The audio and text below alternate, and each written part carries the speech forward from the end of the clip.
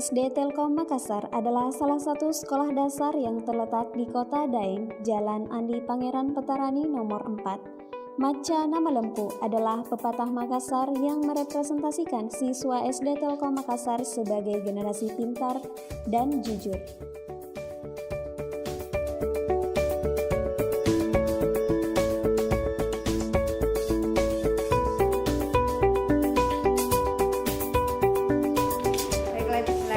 Assalamualaikum warahmatullahi wabarakatuh. Waalaikumsalam warahmatullahi wabarakatuh. Salam sehat dan bahagia, salam guru penggerak.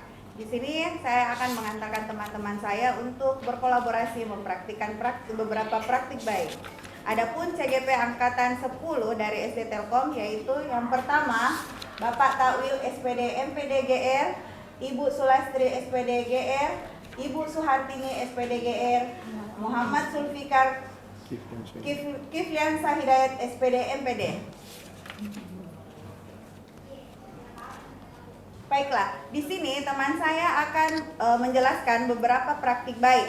Nah, sebelum menjelaskan, mari kita sama-sama menyanyikan lagu Indonesia Raya.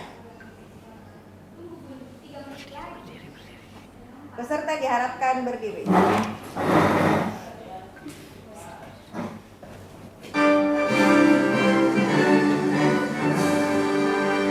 Indonesia tanah airku, tanah tumpah darahku. Di sanalah aku berdiri, jadi pandu ibuku.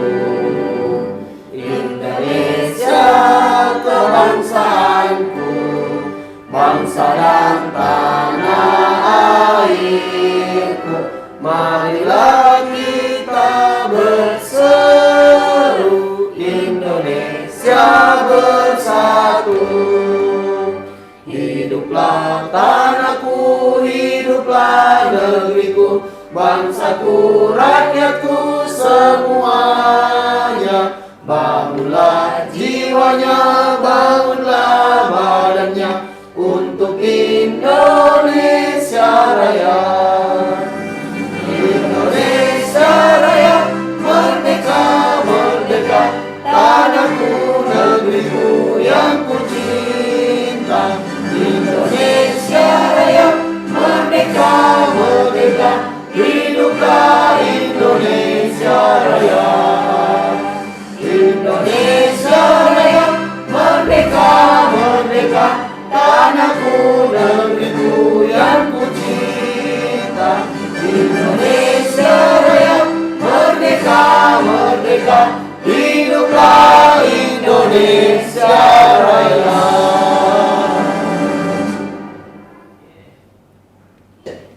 Baiklah Bapak Ibu, selanjutnya kita akan menyanyikan lagu Mars Guru Penggerak.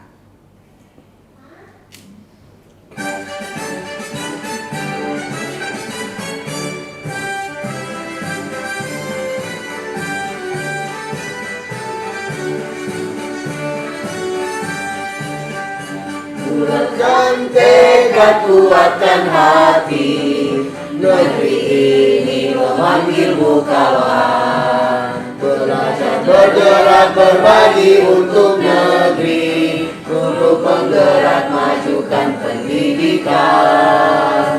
Guru penggerak menghamba pada murid, kreatif rancang pembelajaran. Hargai potensi, tingkatkan prestasi, lahirkan profil belajar Pancasila. Belajar, bergerak, berbagi untuk negeri, kita menjalin kolaborasi. Belajar, bergerak, berbagi untuk negeri, demi bakti pada Ibu Pertiwi.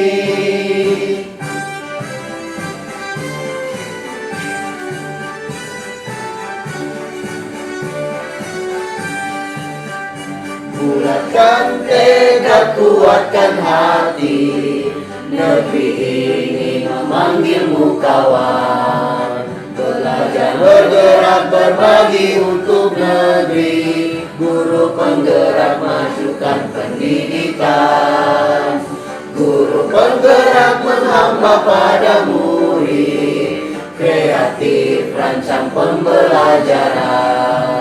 Hargai potensi, tingkatkan prestasi, lahirkan profil pelajar Pancasila.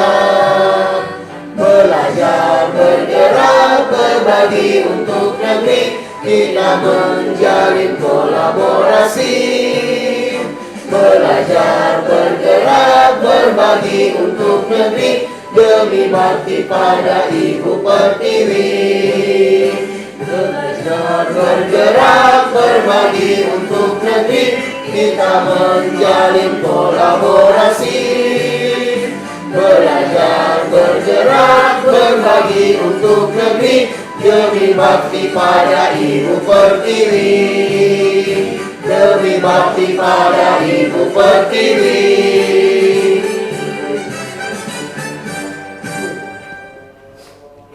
Hadirin diharapkan duduk kembali.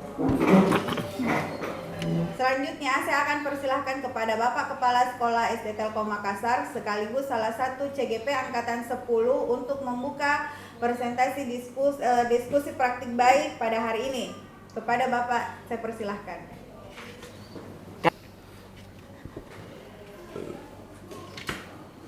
Baiklah, Assalamualaikum warahmatullahi wabarakatuh. Waalaikumsalam warahmatullahi wabarakatuh. Pada kesempatan hari ini kembali kita bersyukur kehadirat Allah Subhanahu wa taala karena sore ini kita bisa berkumpul ya untuk berbagi praktik baik. Ya, saya diamanahkan sebagai kepala sekolah, itu diamanahkan untuk membuka dan mengawal kegiatan ini. Saya juga sebagai salah satu dari calon guru penggerak yang sebenarnya dari SMK tetapi ditugaskan di SD. Nah, pada kesempatan ini saya ucapkan banyak terima kasih kepada teman-teman yang sudah sangat luar biasa yang bisa sampai ke titik ini, dan teman-teman yang selalu mensupport teman-teman yang lain. Semoga apa yang kita usahakan sepanjang menjadi calon guru penggerak itu betul-betul bisa diimplementasikan dan bisa berguna bagi sekolah ini, bagi teman-teman, dan bagi perkembangan pertumbuhan anak-anak kita ke depannya. Nah, rekan-rekan sekalian, pada kesempatan ini saya langsung saja untuk membuka kegiatan ini dengan ucapan Bismillahirrahmanirrahim. Bismillahirrahmanirrahim. Nah, untuk kesempatan pertama itu saya yang akan langsung mengambil alih untuk menjelaskan beberapa bagian dari praktik baik yang sudah disusun di penjelasan untuk modul 1.4, yaitu terkait dengan budaya positif. Nah, terkait dengan budaya positif itu sangat penting sekali di sekolah lah, di semua sekolah, baik itu jenjang TK, SD, SMP, SMK, itu sangat penting sekali. Seperti apa budaya positif itu kita lihat. Nah, seperti apa budaya positif itu akan kita diskusikan bersama di sepanjang sore ini, dan ada beberapa teman-teman dari CGP yang sudah diperkenalkan sebelumnya yang akan bergantian untuk membawakan tentang praktik baik budaya positif. Nah, pertanyaan yang sering muncul ya, di ini, apakah Anda setuju dengan pernyataan ini? Ya, nah ini pernyataan ini sebenarnya biasa terjadi di kehidupan sehari-hari. Nah, biasa terjadi di kehidupan sehari-hari, apalagi kita ini semua adalah seorang guru, pasti ini. Nah, yang pertama itu hukuman dapat mendisiplinkan anak. Ya, hukuman dapat mendisiplinkan anak-anak. Yang kedua adalah penghargaan dapat meningkatkan motivasi belajar anak. Ada dua pernyataan ini, ya. Ada dua pernyataan ini sebenarnya pernyataan yang sering kali dilakukan oleh guru-guru kita, baik itu guru-guru yang mengajar secara konvensional yang dulu kita alami dan kita bawa ke sekarang yang kita menerapkan kurikulum merdeka. Nah, kalau melihat dua pernyataan ini itu betul-betul masing-masing ada sesuatu yang ditanamkan di dalamnya, tapi ini kita lihat apakah yang manakah pernyataan yang cocok dengan kehidupan yang sekarang, dan kira-kira ini kita akan mulai mendiskusikan bahwa apakah pernyataan pertama, ini kita pertama dulu ya, hukuman dapat mendisiplinkan anak. Betul tidak hukuman itu dapat mendisiplinkan anak? Nah, atau malah ya Yang kedua, penghargaan ini akan kita lihat yang penghargaan dapat meningkatkan motivasi belajar anak.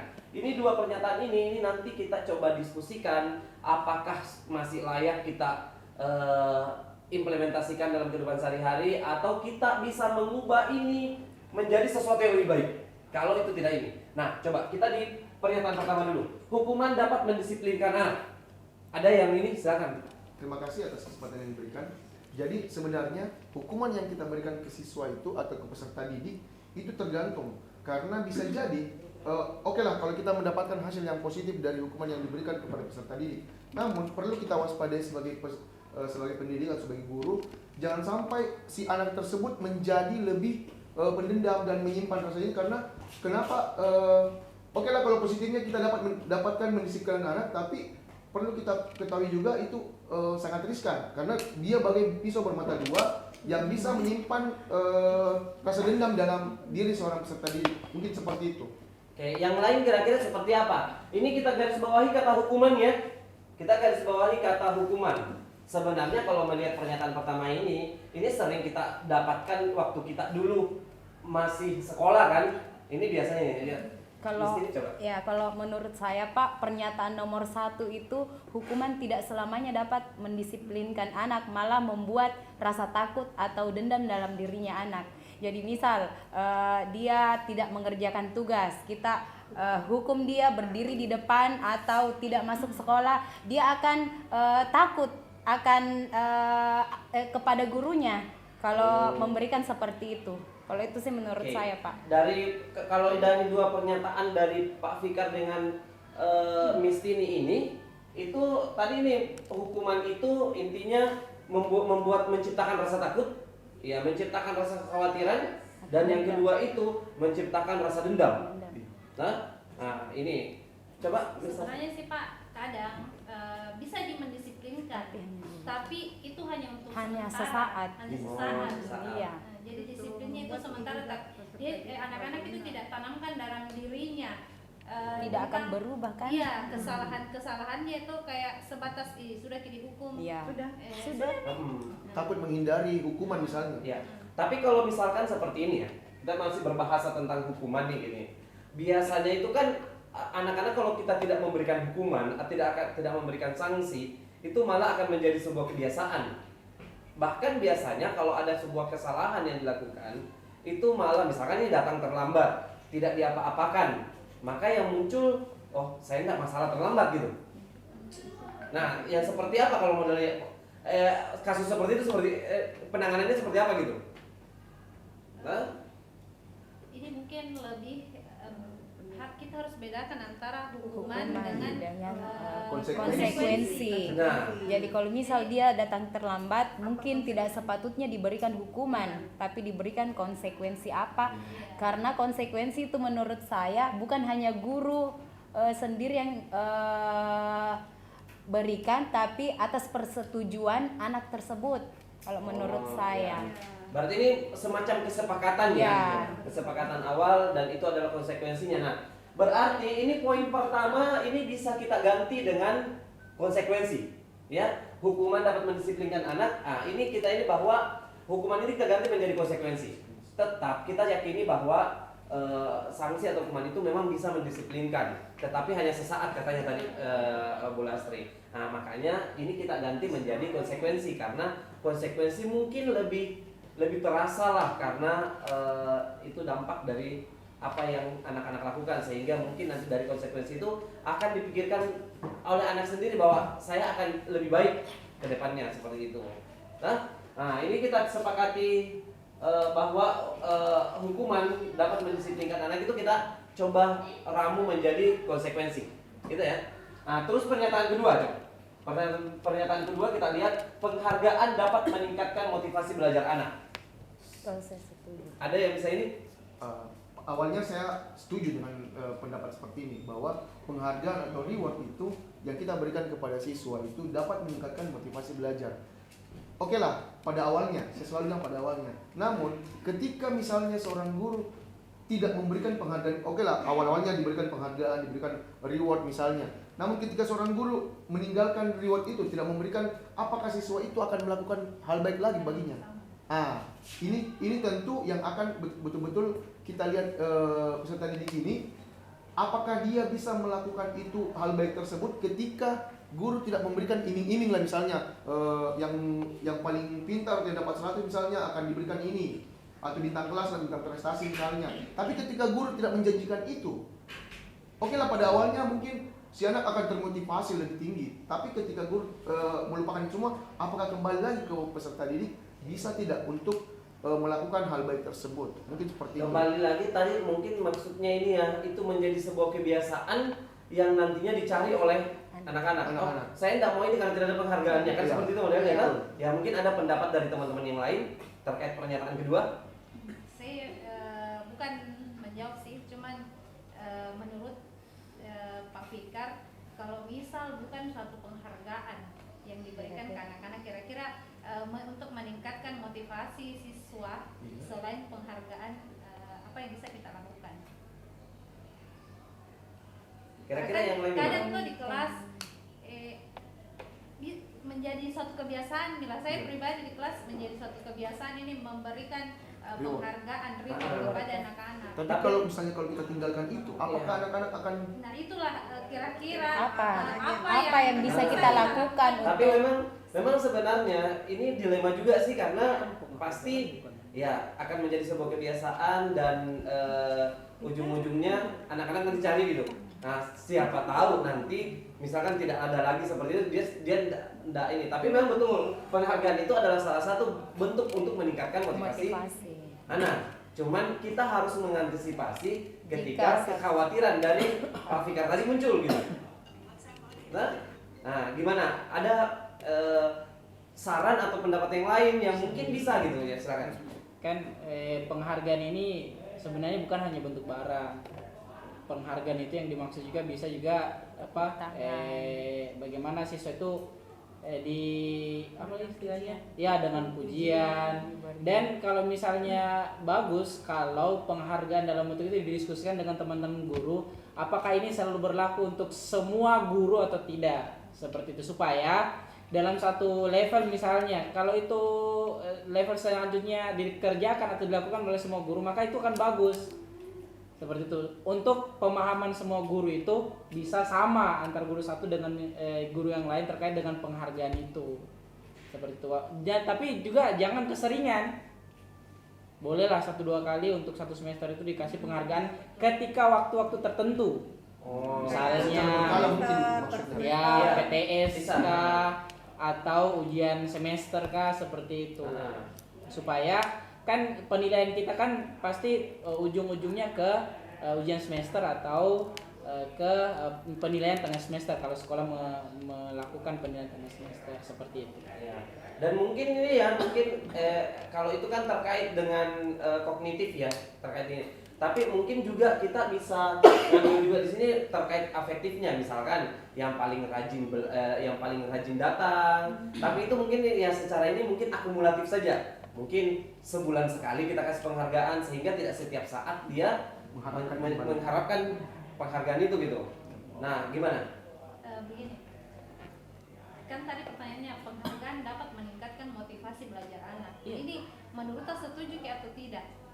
Kalau saya setuju. Tadi memang bisa kita ini bahwa betul penghargaan bisa dapat meningkatkan motivasi belajar anak. Cuman tadi kekhawatirannya yang harus kita sepakati bagaimana mengantisipasi kekhawatiran itu.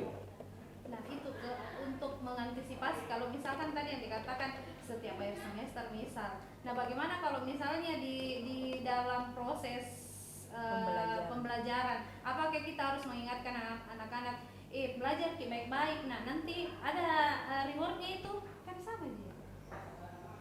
Maksudnya efeknya itu tidak jauh-jauh beda Ji. Ya, tapi terlebih ke Pak Nasrullah tadi itu tidak seringan kita lakukan. Jadi kalau ada secara berkala, otomatis anak-anak itu tidak langsung mengharapkan terus. Iya. Ya, maksudnya. Secara ini efeknya sih minim. Kenapa? Karena ini akumulatif. Jadi dia harus belajar setiap hari untuk bagus, dapat reward nanti. Nah, berbeda. Contoh gini ya, berbeda. Seorang anak misalkan nih diminta untuk pergi beli minyak goreng. Ada imbalannya. Itu kan beda loh dengan itu. Kalau setiap kali kegiatan ada reward kita kasihkan, itu malah nantinya Baco misalkan, Baco pergi beli minyak goreng, apa dikasihkan? Nah itu dia lebih menuntut lebih awal rewardnya ketimbang ini. Tapi kalau misalnya akumulatif itu mungkin jauh lebih minim lah gitu. Kekhawatiran itu bisa lebih ditekan sedikit lah gitu. Dan mungkin itu juga para orang tua juga kadang setiap akhir ujian semester pasti motivasi anaknya tuh. Kalau nilaimu sekian, saya akan belikan HP. Nah itu termotivasi betul. Dan itu mungkin tidak secara berkala lah. Maksudnya secara berkala untuk orang tuanya. Dan praktek itu juga bisa digunakan oleh guru. Dan saya juga setuju dengan hal demikian. Terlepas dari ada tadi kekurangannya, tapi bisa diantisipasi dengan hal tersebut. Nah, meskipun secara ini semester depan saya minta ini lagi deh gitu kan. Yeah. Tetapi paling tidak skalanya lebih panjang ketimbang setiap saat kita itu saja sih kekhawatiran lah kalau ini. Nah, kita sudah sepakat tadi bahwa memang penghargaan dapat meningkatkan motivasi belajar anak. Cuman untuk menanggulangi kekhawatiran yang muncul di mana anak melakukan sesuatu atau belajar dengan baik atau apa di kelas itu selalu mengharapkan imbalan. Nah, caranya seperti tadi dilakukan secara berkala dalam jangka waktu yang jangan terlalu keseringan supaya itu tidak menjadi sebuah kebiasaan. Nah, ini dua pernyataan ini yang mungkin akan membawa kita ke bagaimana membawa disiplin positif ke sekolah. Nah, mungkin slide selanjutnya itu akan kita lihat beberapa terkait dengan nilai-nilai kebijakan dari profil pelajar Pancasila. Kita sudah sering dengar ya terkait profil pelajar Pancasila, apalagi di kurikulum Merdeka selalu mengagungkan ini profil pelajar Pancasila. Nilai-nilai seperti apa yang ada di profil pelajar Pancasila itu ada beriman, bertakwa kepada Tuhan Yang Maha Esa dan berakhlak mulia, ada berkebinekaan global, kemudian bergotong royong, kreatif, bernalar kritis dan mandiri. Nah, keenam nilai ini merupakan nilai-nilai kebijakan dari profil pelajar Pancasila. Ya.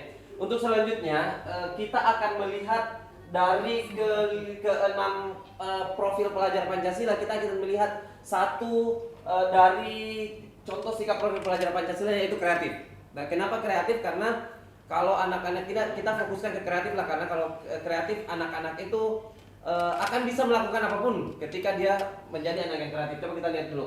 Yang dimaksud kreatif itu yang seperti apa? Yang memberikan ide yang berbeda dari teman-teman lainnya dalam satu proyek. Kemudian serta mampu mengolah informasi atau mencari inspirasi dan melahirkan gagasan baru serta menyelesaikan masalah dengan cara atau pendekatan yang berbeda. Jadi yang dimaksud kreatif itu yang tadi yang sudah kita lihat itu mampu memberikan ide-ide baru ke teman-temannya ini ketika belajar. Kemudian ketika ada masalah itu mampu mencari solusi-solusi yang ya bahkan solusi out of the box pun bisa dipikirkan. Itu yang dimaksud kreatif. Nah, pelajar Pancasila juga ditandai dengan kreativitas yang baik, di mana pelajar mampu menghasilkan sesuatu yang orisinal, ya, mampu menghasilkan sesuatu yang orisinal, kemudian bermanfaat dan berdampak baik, ya, itu berupa gagasan, karya atau tindakan. Dari kreativitas itu tadi yang muncul, maka anak-anak diharapkan itu mampu membuat sebuah karya yang bermanfaat dan berdampak baik. Ya bukan hanya bagi dirinya sendiri, bahkan bagi masyarakat pun bisa berdampak hal yang baik lah untuk itu. Nah, untuk selanjutnya ya dari profil pelajar Pancasila tadi ya yang kita sudah bahas ada berkebinekaan global, kreatif, mandiri, kemudian beriman dan bertakwa. Dari keenam profil pelajar Pancasila itu hubungannya sangat erat dengan perilaku. Ya, hubungannya itu sangat erat dengan perilaku. Nah, bagaimana motivasi anak-anak ini dalam berperilaku? Nah, itu selanjutnya yang akan dibahas. Nah, untuk itu saya persilahkan ke Bu Lastri untuk melanjutkan pembahasan terkait dengan motivasi perilaku manusia. Miss Lastri, silakan. Terima kasih, Pak. Terima kasih, Pak, atas kesempatannya. Baiklah. Saya akan melanjutkan sesi berbagi praktik baik tentang budaya positif. Nah, saya lanjut ke motivasi perilaku manusia. Nah, kita tahu sendiri motivasi itu adalah dorongan dari dalam diri kita untuk berbuat yang lebih baik. Nah, motivasi itu terdiri atas motivasi eksternal atau motivasi yang berasal dari luar atau dan motivasi internal atau motivasi yang berasal dari dalam diri kita sendiri. Nah, di sini kita lihat ada satu contoh yang saya tampilkan, menghindari hukuman. Nah, menurut teman-teman, menghindari hukuman itu termasuk motivasi eksternal atau internal? Eksternal. Ya. Kalau saya mungkin melihat menghindari hukuman ini lebih ke arah motivasi eksternal, karena motivasi eksternal itu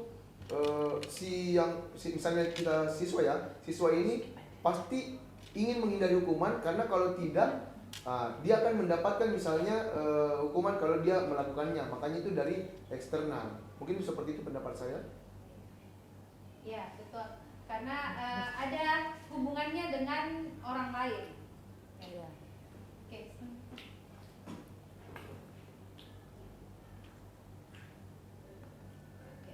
Nah, ada satu contoh lagi, mendapatkan imbalan dari sebuah tindakan. Menurut teman-teman, apakah motivasi ini merupakan motivasi eksternal ataukah internal? Ya. Kalau menurut saya juga masih motivasi eksternal karena masih melibatkan orang lain dalam kasus tersebut atau dalam pernyataan tersebut. Oke, kita setuju dengan ini ya. Menghindari hukuman atau hukuman guru atau atasan dan mendapatkan imbalan dari sebuah tindakan itu merupakan contoh dari motivasi eksternal. Nah, selanjutnya di sini ada satu contoh lagi, menghargai diri sendiri. Menurut teman-teman, apakah ini merupakan motivasi eksternal atau internal? Internal.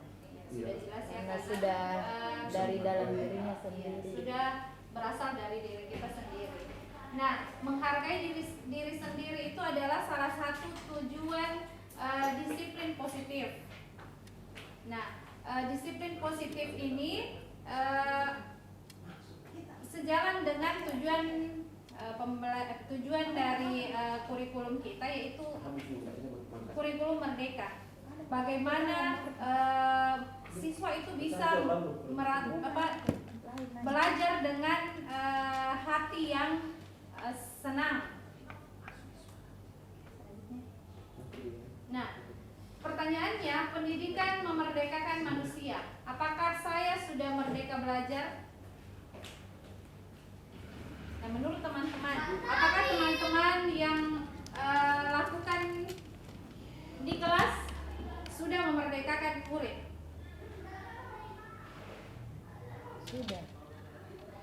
Sudah beberapa. Tergantung Atau dari keadaan dan Saya sedikit. Iya. Jadi berbicara tentang kurikulum merdeka sebenarnya di sini, kita jangan terpaku bahwa apakah kita betul sudah melaksanakan kurikulum merdeka ini atau tidak di sekolah. Namun pada dasarnya ketika murid itu atau peserta didik itu merasa sudah nyaman melakukan proses pembelajaran, terus transfer knowledge-nya juga sudah tersampaikan betul dengan ke siswa. Nah, di situ saya rasa kita sudah lalu itu kita sudah melaksanakan yang namanya merdeka belajar. Nah, mungkin seperti itu. Oh, jadi intinya bagaimana seorang guru mampu menciptakan suasana pembelajaran yang menyenangkan. Iya, betul. Mungkin ada pendapat dari Ada pendapat dari teman yang lain? Ya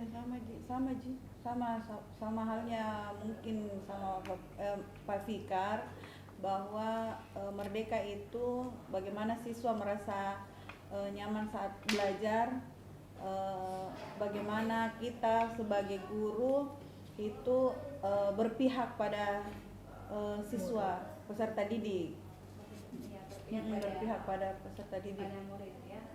Karena tentunya dengan mereka merasa senang, otomatis apa yang kita rancang itu sudah tercapai dengan ininya. Jadi pastikan kita merasa bahwa apa yang kita sudah inginkan itu sudah merdeka, sudah dicapai dengan seperti tercapai.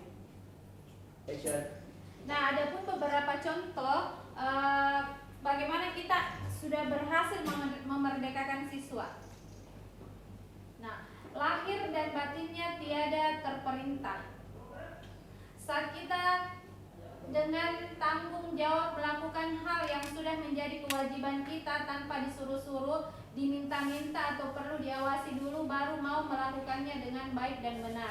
Nah, ini tadi seperti contoh yang dikemukakan sama Ibu Nurul, itu melakukan kesepakatan kelas. Jadi ketika anak-anak disuruh bertanggung jawab atas kesalahannya, itu kita sudah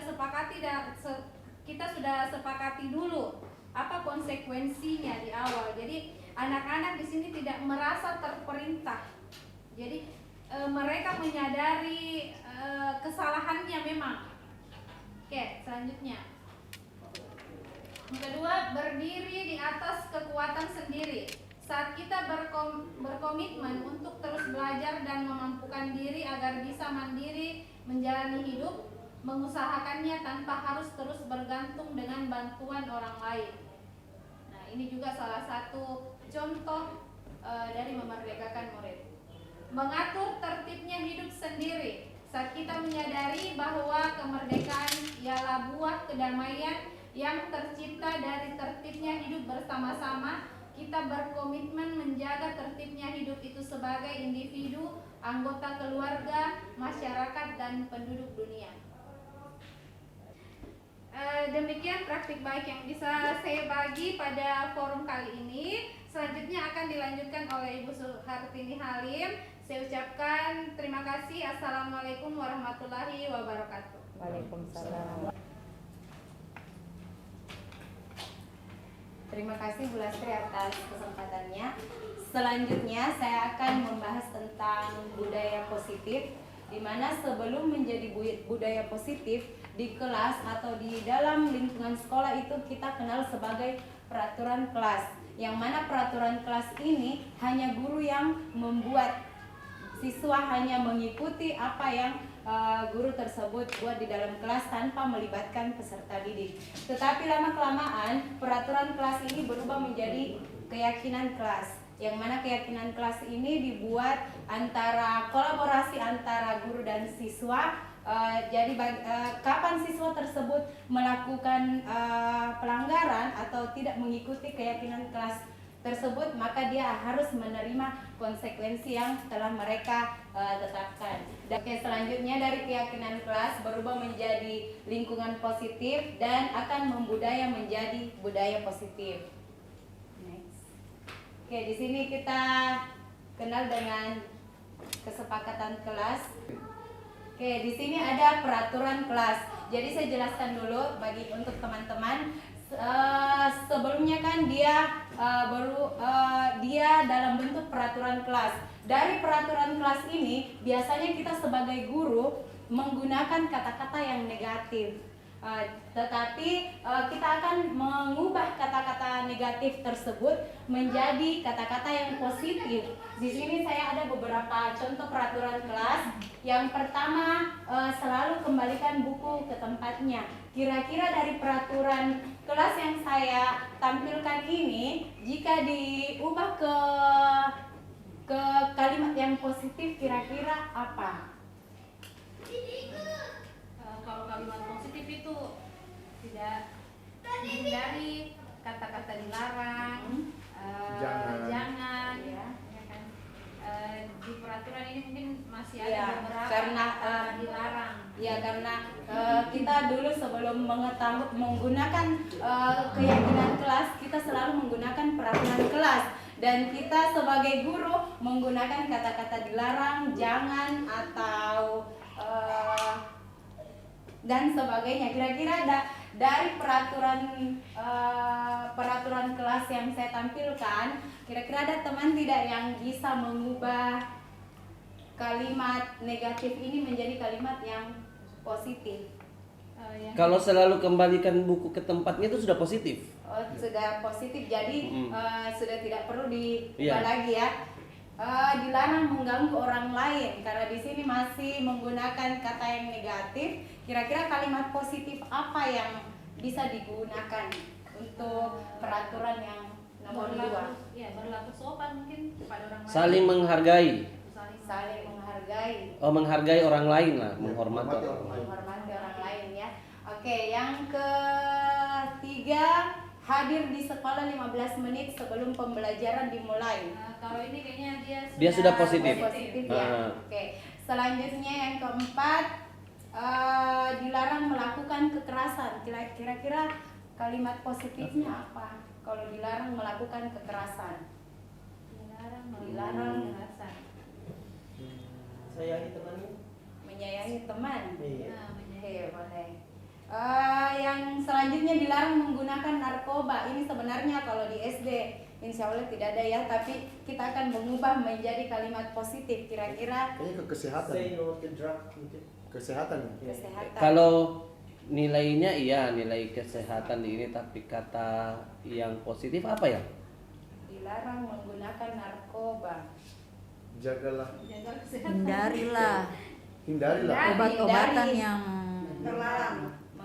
yang Menghindari- dapat mengganggu kesehatan. Menjaga menghindari ya. kesehatan tubuh. Hindari obat-obatan. Hindari obat-obatan. terlarang. Oh ya, bisa menghindari penggunaan obat terlarang. Yang selanjutnya saya rasa sudah kalimat positif ya, bergantian dan menggunakan masker. Dan yang terakhir, jangan berlari di kelas atau di koridor. Kira-kira kalimat positif. Berhati-hatilah. Berhati-hati. Tertib apa? Tertib. Ya, berhati-hati lewat di kelas atau koridor. Berhati-hati saat melewati koridor. Ya, ya. Oke. Dari peraturan ini kita sudah mendiskusikan kalimat positif. Dari kalimat positif kita akan mengetahui kira-kira nilai kebajikan universal apa yang masuk dalam keyakinan kelas tersebut. Yang pertama, selalu kembalikan buku, itu nilainya tanggung jawab. Kenapa tanggung jawab? Karena kita mengajarkan ke siswa apapun yang mereka lakukan dia harus bertanggung jawab. Yang kedua tadi dilarang mengganggu orang lain. Tadi apa? Menghormati orang lain ya. Nilai kebajikannya itu menghormati orang lain. Hadir di sekolah 15 menit sebelum pembelajaran. Nilai kebajikannya yaitu berkomitmen bahwa dia setiap hari harus hadir di sekolah 15 menit sebelum pembelajaran dimulai. Jadi setiap harinya anak-anak itu harus berkomitmen bahwa dia harus hadir di sekolah sebelum pembelajaran dimulai. Yang keempat, keselamatan ya, nilai universal keselamatan. Yang kelima, dilarang menggunakan narkoba, nilai universalnya itu kesehatan. Yang selanjutnya bergantian atau menunggu giliran, harus bersabar tentunya. Selanjutnya gunakan masker, itu nilainya kesehatan atau keselamatan. Dan berhati-hati saat lewat di koridor, itu nilai keamanan atau keselamatan. Selanjutnya di sini ada perbedaan antara hukuman atau konsekuensi. Di awal diskusi kita tadi Bapak sudah menjelaskan tentang hukuman dan konsekuensi. Hukuman itu ada yang bisa menjelaskan kembali apa itu hukuman dan apa itu konsekuensi?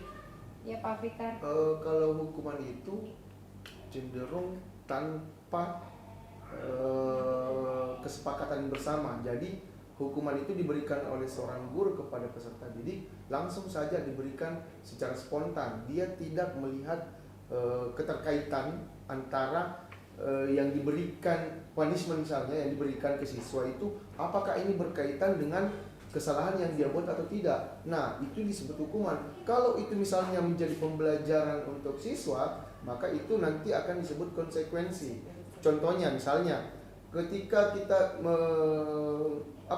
ada kesalahan yang dilakukan sama siswa itu dan tidak berkaitan dengan kesalahan ya pembelajarannya yang kaitannya itu, maka itu bisa kita sebut sebagai hukuman karena dia tidak ada proses Hubungan. pembelajaran, ya hubungannya mungkin seperti itu. Oke, jadi kalau hukuman itu kita memberikan ke siswa tidak ada keterkaitan dengan pembelajaran ya, sedangkan konsekuensi dia ada keterkaitan antara pembelajaran dengan konsekuensi yang kita berikan. Di sini saya ada beberapa pernyataan, bisa kita diskusikan bersama apakah dia termasuk ke dalam hukuman atau konsekuensi. Yang pertama, murid diminta untuk push up 15 kali karena tidak menggunakan masker ke sekolah. Kira-kira pernyataan pertama ini masuk ke dalam hukuman atau konsekuensi? Hukuman. Hukuman. Karena itu tadi yang dijelaskan Pak Fikar, tidak adanya keterkaitan materi dengan apa yang dia berikan ya, atau hukuman yang dia berikan. Yang kedua, menggantikan kertas teman yang telah dicoret-coret. Kira-kira itu konsekuensi atau hukuman? Konsekuensi karena jadi di sini berhubungan dengan apa yang dia lakukan ke temannya itu dia harus menggantinya. jadi itu nilai kewajiban tanggung contoh jawab. misalnya siswa A dia mengambil kertas temannya dan Maka dia kertas coret, juga yang harus diganti, maka ya? dia harus menggantikan juga dengan kertas. Oke. Yang ketiga, membersihkan tumpahan air di meja tulis karena tersenggol pada saat belajar. Konsekuensi. Ya, karena dia harus mengganti apa yang dia perbuat, tanggung jawab, nilai universal tanggung jawab ya. Yang keempat, murid disuruh untuk tidak mengenakan sepatu seharian di sekolah karena tidak mengenakan sepatu hitam. Hukuman Karena tidak sesuai ya Pak Fikar. Iya. Oke. Jadi di pernyataan yang saya tampilkan ada 2 yang termasuk hukuman dan 2 yang termasuk konsekuensi. Di sini ada perbedaan hukuman dengan konsekuensi. Yang pertama, sesuatu yang menyakitkan yang harus terjadi, sedangkan konsekuensi adalah sesuatu yang harus terjadi. Yang kedua, membuat anak sakit fisik maupun hati untuk jangka lama. Sedangkan konsekuensinya itu membuat anak merasa tidak nyaman dalam jangka waktu yang pendek. Yang ketiga, anak membenci kedisiplinan. Yang ketiga, anak menghargai disiplin. Itu merupakan konsekuensi. Selanjutnya, paksaan. Jadi misalnya kita memaksa anak-anak untuk berlari 5 kali misalnya. Tetapi hukuman yang kita berikan itu tidak sesuai dengan pembelajaran yang kita laksanakan. Yang selanjutnya konsekuensi ada stimulus atau tanggapan. Selanjutnya hukuman mendorong anak menyakiti dirinya sendiri. Sedangkan konsekuensi mendorong anak agar mudah menyesuaikan diri. Selanjutnya ada konsep diri yang buruk. Yang termasuk konsekuensi adalah konsep diri yang baik. Anak belajar untuk menyembunyikan kesalahan, dia termasuk hukuman. Sedangkan anak belajar untuk mematuhi peraturan, dia termasuk konsekuensi. Yang terakhir ada marah, rasa bersalah, dipermalukan, merasa tidak dihargai, itu termasuk hukuman. Sedangkan kehilangan hak, dibuat tidak nyaman, diasingkan untuk sementara, itu termasuk konsekuensi. Itu adalah beberapa perbedaan antara hukuman dan konsekuensi. Oke teman-teman, itu mungkin disiplin positif tentang budaya positif yang saya paparkan, atau ada yang masih ingin dipertanyakan? Saya Miss. Iya, Miss Arel. Yang saya mau tanyakan, dari tadi saya ingin tanyakan ya sama Ibu, di kelas saya sudah melakukan itu kesepakatan kelas dengan siswa saya, sesuai dengan aturan yang sudah saya sepakati sebelumnya, itu bahwa pada pertemuan pertama kita akan melaksanakan kesepakatan kelas supaya tidak terjadi sesuatu di kelas ya, karena kita ketahui bahwa anak SD itu ya sering mungkin terjadi sesuatu di kelas yang mungkin kita tidak lihat secara langsung kejadiannya, sehingga kita sebagai seorang guru itu bisa membuat kesepakatan kelas. Yang jadi pertanyaan saya ini, apakah perbedaan antara keyakinan kelas dan kesepakatan kelas?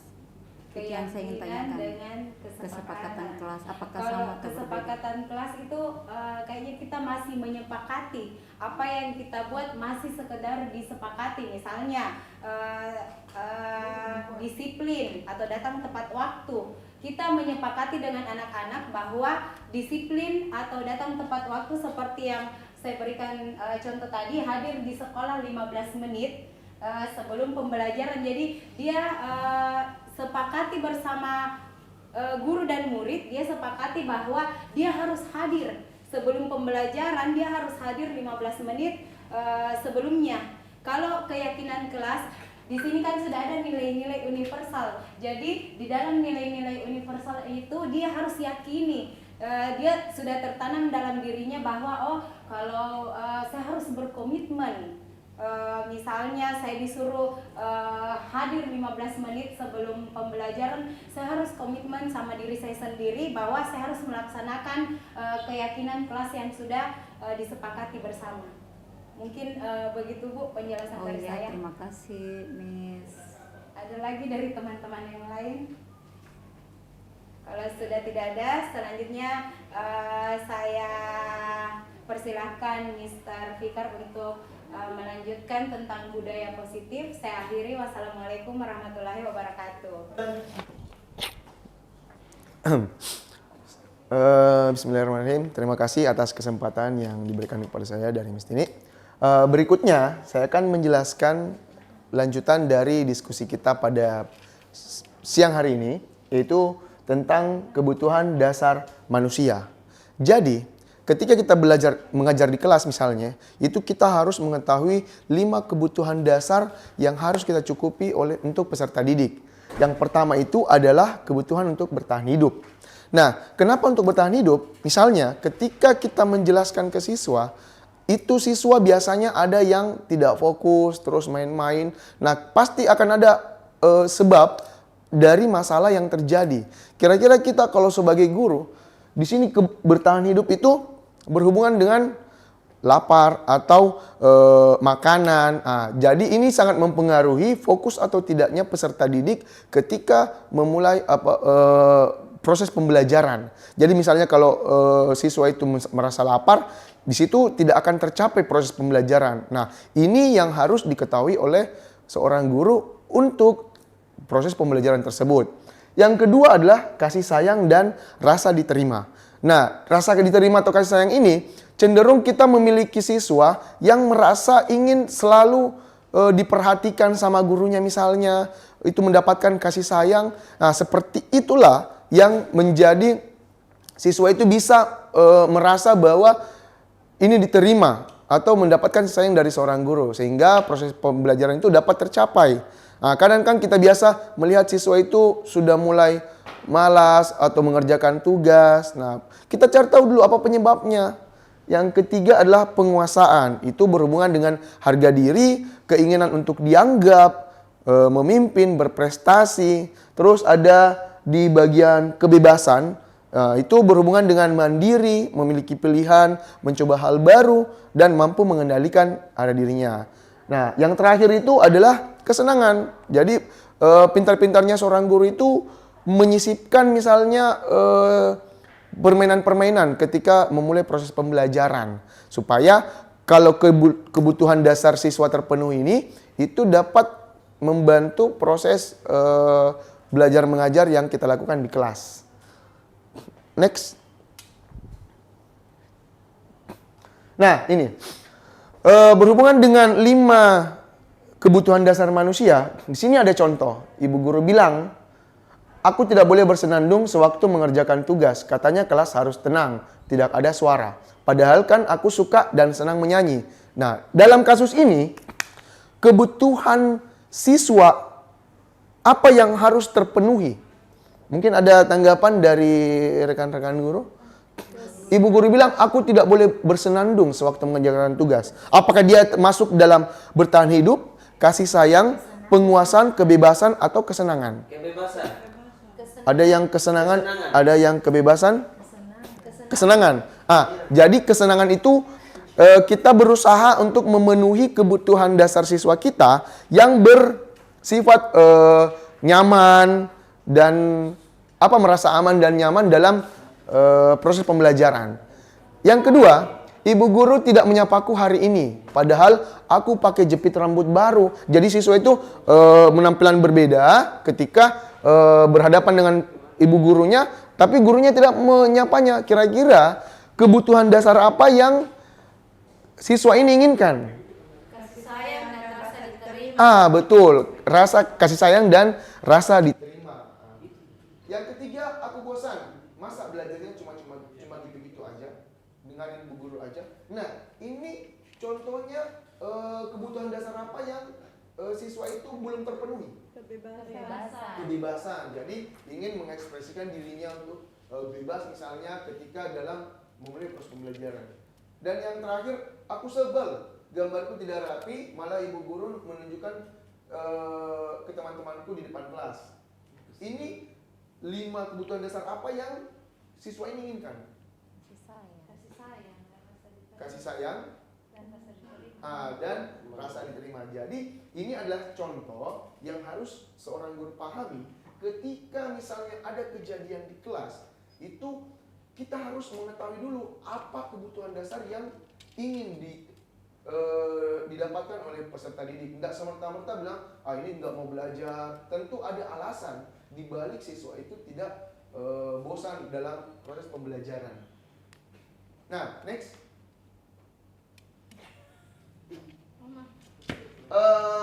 Di sini adalah 5 posisi kontrol guru. Nah, yang pertama itu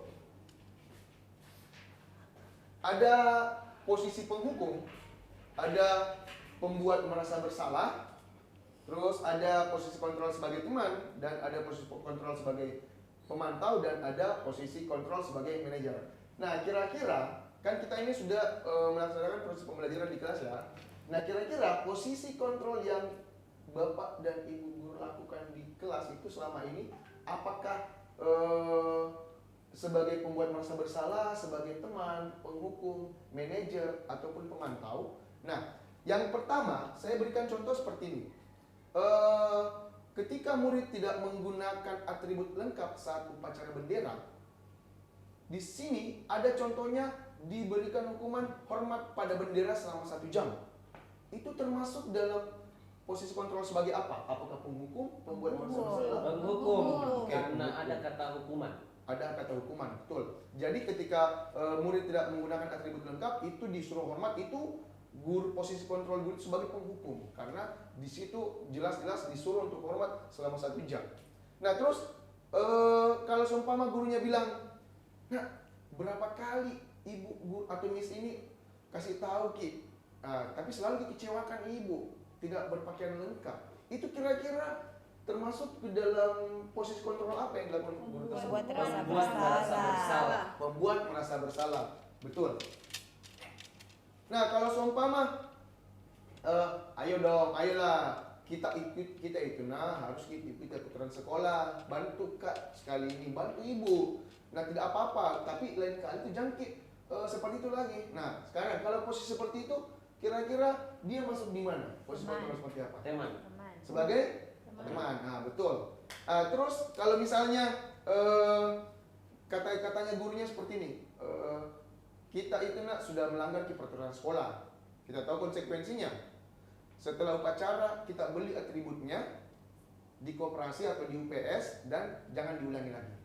Itu sebagai apa di sini posisi kontrol yang dilakukan guru tersebut? Manajer. Nah, kalau seumpama kita tahu kesalahan kita, bagaimana nih untuk memperbaiki kesalahannya? Pemantau. Nah, jadi pemantau dan manajer di sini adalah hampir sama ketika seorang guru menawarkan kepada peserta didik yang telah melakukan kesalahan misalnya. Nah, jadi makanya kita sebagai guru itu menghindari yang namanya posisi kontrol sebagai penghukum. Penghukum. Karena penghukum itu bisa membuat peserta didik menjadi lebih dendam misalnya. Nah, oke. Next.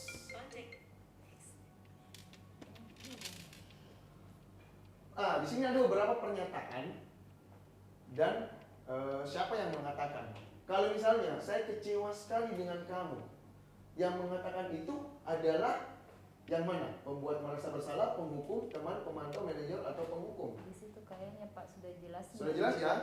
Bawah. Berarti Yang Yang di diberi, sini kayaknya Pak di situ garis bawah itu sebagai kata kunci Pak Di. Oke, berarti kata kunci ketika pernyataan-pernyataan di sini itu saya kecewa sekali, itu berarti di sini kita membuat seorang guru itu membuat siswa tersebut itu merasa bersalah.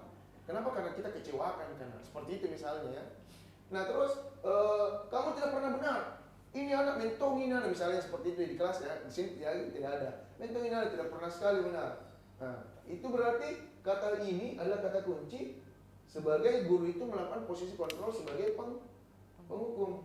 Nah terus ayolah ya, lakukan yang di Mister Ben misalnya Mister. Nah ini adalah sebagai teman. Terus kalau mau misalnya mendapatkan stiker bintang hari ini, nah ini salah satu posisi kontrol guru sebagai pemantau. Misalnya bagaimana kamu bisa menyelesaikan masalah hari ini. Nah ini adalah sebagai manajer karena ditawarkan kepada siswa apa masalahnya, terus apa kira-kira solusinya. Jadi posisi kontrol sebagai manajer itu yang sangat bagus kita terapkan di kelas masing-masing. Nah terus kamu selalu yang paling terakhir, selalu salah, tidak bisa sekali, tidak pernah mentomi, anak benar, itu adalah posisi kontrol sebagai penghukum. Next. Oke, berikutnya itu adalah segitiga restitusi.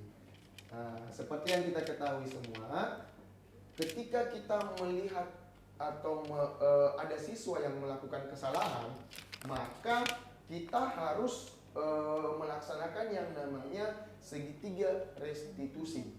Nah, apa itu segitiga restitusi? Bagi teman-teman mungkin baru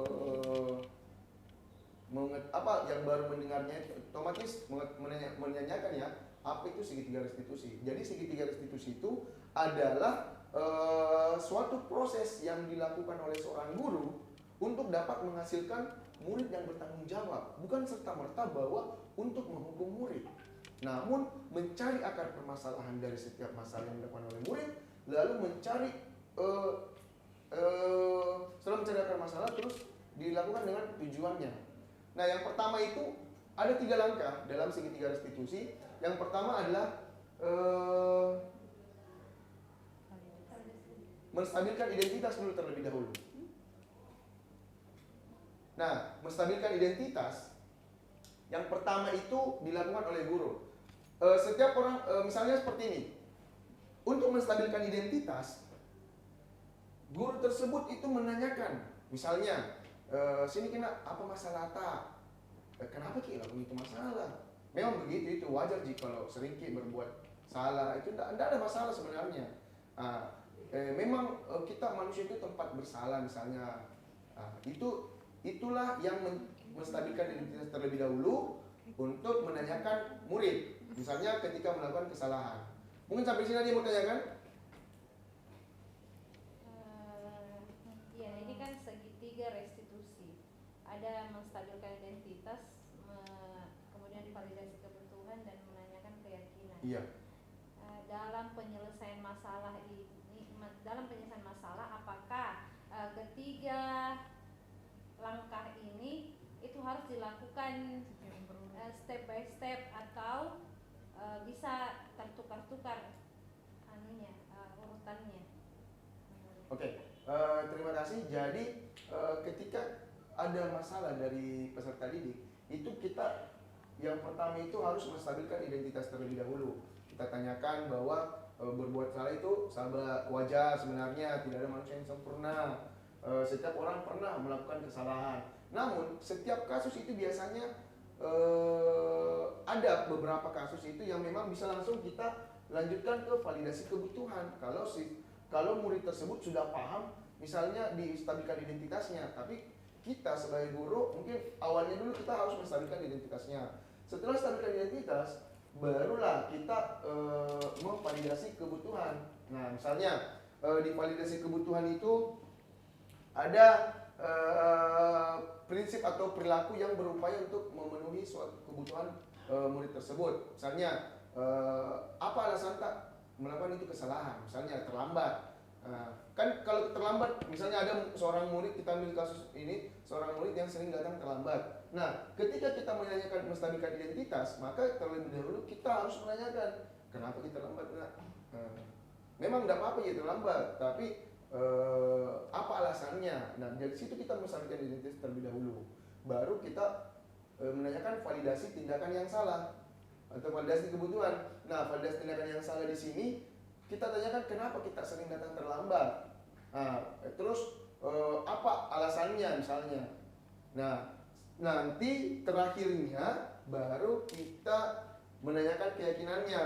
Nah, apa keyakinan kelas yang sudah kita diskusikan tadi, misalnya dari ini tadi keyakinan kelas datang 15 menit sebelum pembelajaran dimulai. Nah, karena ada menstabilkan identitas dulu, terus validasi tindakan yang salah itu validasi kebutuhan, dan kita tanyakanlah keyakinan kelas yang sudah kita sepakati bersama. Dari hasil dari 3 restitusi ini, maka nanti akan kita dapatkan proses segitiga restitusi, seperti itu. Apa itu restitusi? Restitusi adalah proses menciptakan kondisi bagi murid untuk memperbaiki kesalahan mereka. Nah, sehingga mereka bisa kembali pada kelompok-kelompok mereka dengan karakter yang lebih kuat. Restitusi juga merupakan proses kolaboratif yang mengajarkan murid untuk mencari solusi untuk permasalahan mereka dan membantu murid berpikir tentang orang seperti apa yang mereka ingin menjadi atau tujuannya, dan bagaimana mereka harus memperlakukan orang lain. Nah, di sini adalah kita sebagai guru itu menciptakan kondisi bagi murid untuk memperbaiki kesalahan yang telah mereka perbuat. Nah, seperti yang saya jelaskan pada contoh tadi, ketika ada anak yang datang terlambat, itu kita tanyakan dulu, mulai dari sebabnya, terus kenapa bisa dia melakukan itu. Nah, dan dari penyebab itu kita simpulkanlah, itu tidak boleh nak. Bagaimana caranya supaya tidak datang kita terlambat misalnya? Nah, yang pertama kan harus tidur lebih awal, tidak begadang, tidak main game. Nah, disitulah posisi kontrol kita sebagai guru untuk menyelesaikan setiap kasus yang dilakukan oleh peserta didik. Terima kasih. Mungkin sampai sini ada yang mau ditanyakan? Kalau tidak ada lagi, saya kembalikan ke terima kasih. Saya kembalikan ke moderator Miss Nurul. Assalamualaikum warahmatullahi wabarakatuh. Assalamualaikum warahmatullahi wabarakatuh. Ya, itulah praktik baik yang telah disampaikan dari beberapa CGP Angkatan 10 SD Telkom Makassar. Semoga praktik-praktik baik yang sudah dijelaskan mampu kita terapkan dalam kehidupan sehari-hari di sekolah. Demikian presentasi dari CGP. Mohon maaf jika ada salah kata dari saya. Terima kasih. Assalamualaikum warahmatullahi wabarakatuh. Salam guru penggerak.